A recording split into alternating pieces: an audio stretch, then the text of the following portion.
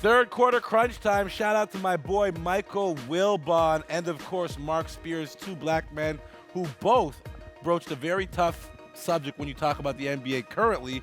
And that subject is apparently a lack of black leadership in the NBA. Vidal, Massiah, do you buy it?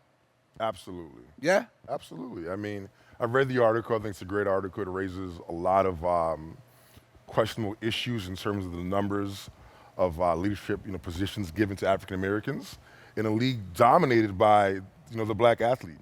And, I think there's a lot of questions and there's a lot of stereotypes around athletes in terms of can they work, do they know how to get things done, and these are stereotypes. And I think anytime you have a stereotype around race, there could be some racist undertones in terms of why these things are happening. So, well, if you look at the numbers here, this is something that was brought up in the article.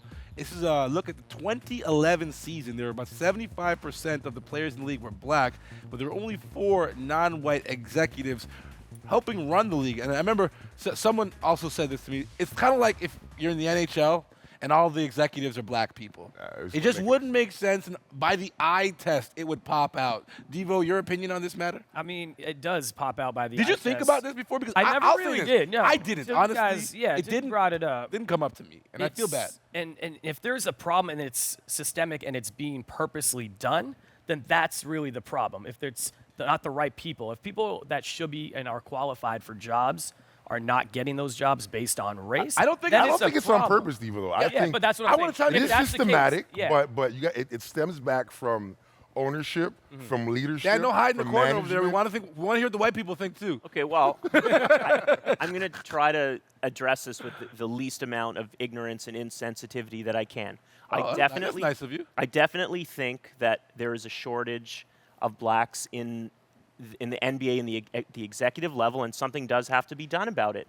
That said, the NBA was at the forefront of blacks being coaches. Yes. And I think that is very, a proper reflection of the makeup of the league. And so whatever stimulated that, I don't know what it was, but I want to get to that with the front office. Let me throw my 2 cents in here. I don't think it's a call from on high not to hire black men.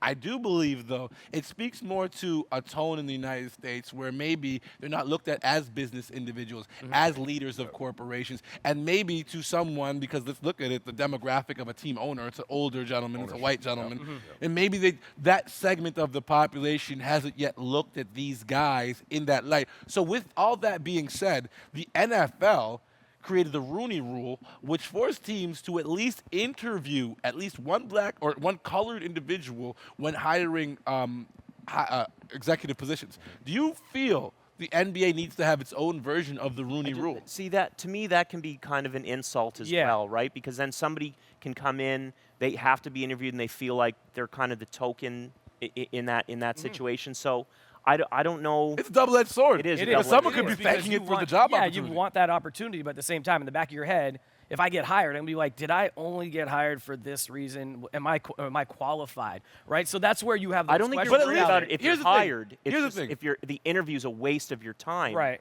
Here's the thing. I'll say this. There's that, but if you're a young black man and you get that job because of whatever you want to call it, you have an opportunity now to prove. And that's something that wasn't there before. It's about opportunity. It's about opportunity. But I think any brand or any business should reflect its customers that it's serving. Like this couch, this reflects Canada right here. Absolutely. Right? That's what we're doing. So I think the league should reflect its. We got short people, tall people. Yeah, it's it. It's people what it with is, long hair, people with no hair. God's his barber. We show it all. Guys got jokes. Here we go. All right, well, that's good stuff, man. Dan, thank you for being so sensitive and on point with your comments. Trying my best. I know you were guarded over this. Dan was hiding in the corner on this one. All right, guys. I have more opinions about the game.